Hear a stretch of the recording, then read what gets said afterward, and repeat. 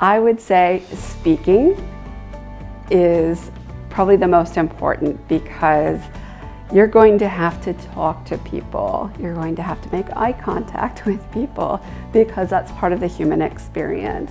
You're going to have interviews, and even if you don't travel to the same physical location, you're going to have to do them over video.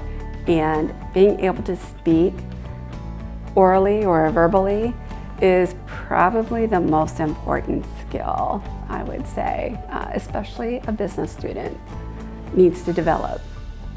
Our students are going to be doing a lot of oral presentations and a lot of writing. And I also think it's important to be able to communicate orally, both to give formal presentations and just to speak informally with your peers and your supervisors at work. Verbal communication is very important, right? So I would suggest to a student practice your, basically your impression management, practice in the mirror, know how to use gestures.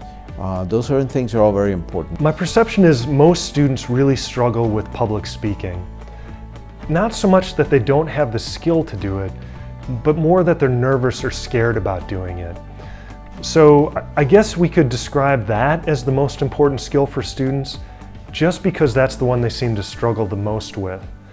The challenge for students, I think, is there's not necessarily a lot of opportunities to practice public speaking as a student, so you really might have to go out and search out opportunities to do that public speaking. I often encourage students to go and do things like Toastmasters, or things that would put yourself out there, get used to speaking in public. As an undergraduate, speech was probably my least favorite class. I would speed up my rate of speech, and I could compress an 8-minute speech into about 3 minutes. And it's ironic that it's what I do now as a profession. I'm always communicating. I think understanding your audience, I think understanding body language, I think eye contact is important. I think trying to get rid of verbal tics, the ums, the uhs. For me, I'm from California, so California vernacular, a lot of you knows. Those types of things can be distracting, and so learning how to remove those. Sometimes I think it's just slowing down. I think it's being thoughtful. I know experientially, I would often speak before I thought. That was not a good move.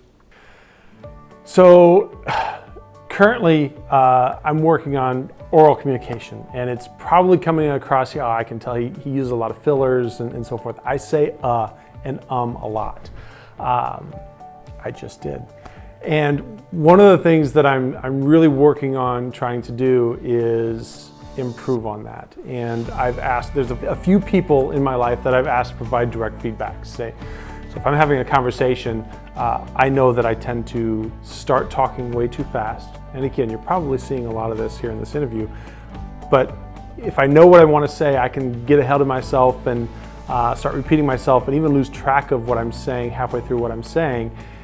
And I tend to fill the space with fillers. So I've asked, there's a few people that I've asked to provide direct feedback to me and say, hey, you need to work on this. I work a lot with presentations, so I did the whole record, watch, fix again several times for our PhD students, because in this career your presentation is very important.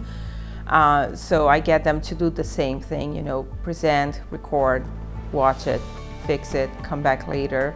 And I think that's the best strategy. We have the technology to really get our communication skills as polished as we can, so we should be using it. Well, it is a work in progress, because I'm still not happy with my public speaking and speaking in front of groups.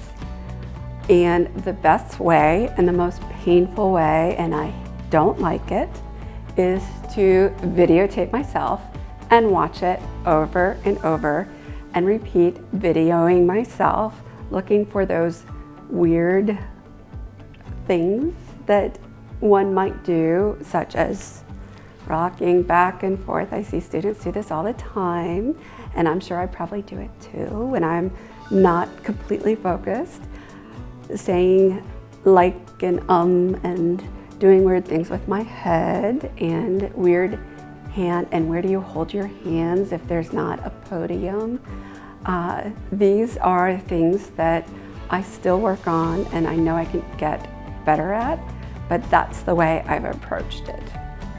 So for some people this may be hard to believe, but I used to not enjoy public speaking, standing up in front of a group and giving a talk. And in particular, when I was in high school and college, I probably would have rather have, I don't know, cleaned out the chicken shed, because I understand that's a pretty miserable chore. I've never actually done it. I would have rather have done something like that for days on end than give a talk or a speech of any sort. And now I'm a professor, which requires me to stand up in front of students all the time and either give a talk, lead a lecture, or lead a discussion. And I don't know how, but at some point I realized this was a skill that I had to figure out. I had to, because it was clearly going to be important as my career went along. And I think the best way to describe what I did is basically I just changed my attitude about giving talks or getting in front of a group and speaking. I changed it from one of, I guess, fear and trepidation to, I have to do this. I have to get better at this. So even if I go up in front of this group and I stink, at least it was some practice and I can learn from that.